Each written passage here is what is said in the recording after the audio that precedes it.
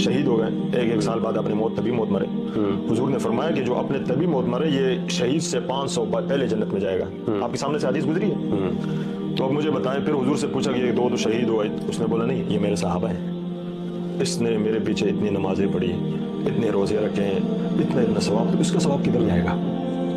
تو اسی طرح پھر ایک دوسری بات، یہاں علی کی مظلومیت کی مختصر سی بات کرتا ہوں کہ یہاں پر علی کی اول مسلم ہونے کو بچپنی کے بینٹ چڑھا دیتے ہیں، بچپنی کی بینٹ۔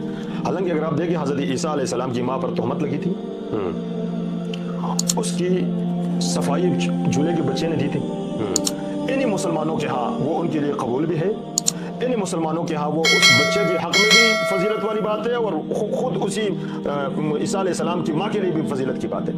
لیکن جہاں مولا علی کی بات آتی ہے تو بچپنی کی بینٹ، اور پھر وہ جس قیوم اور قادر ذات نے جھولے کے بچے کی جو گواہی تھی حضرت یوسف علیہ السلام کے لیے، اس قرآن میں ہے وَاسْتَبَقَ الْبَابَ وَقَدَّتْ قَمِيصُهُ مِن دُبُرٍ وَأَلْفَ يَا سَيِّدَهَا لَدَى الْبَابِ، اسی یوسف علیہ السلام کی پاکی کی جو گواہی دی تھی وہ بھی چھوٹے بچے نے دی تھی۔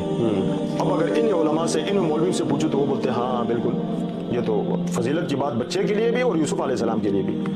لیکن اگر حضور علیہ السلام کی بات آ جائے اور 10 سال کا بچہ اظہار اسلام، ایمان کا اظہار کرے تو وہ ان کے لیے بچپنی ہے۔ اس لیے کسی نے کہا کہ مت کہو علی کو پہلے مسلمان، علی پہلے سے ہی مسلمان۔ بہت بہت شکریہ آپ کا، بہت بہت ماشاء اللہ، بہت ماشاء اللہ، آپ کے ساتھ اچھی نشست رہی۔ دوستو یہ تھے ہمارے ساتھ سید طیب شاہ صاحب جو کہ فضائل اہل بیت پہ بات کر رہے تھے۔ اس حوالے سے سوال ہو تو کمنٹ میں لکھ سکتے ہیں۔ بہت بہت شکریہ۔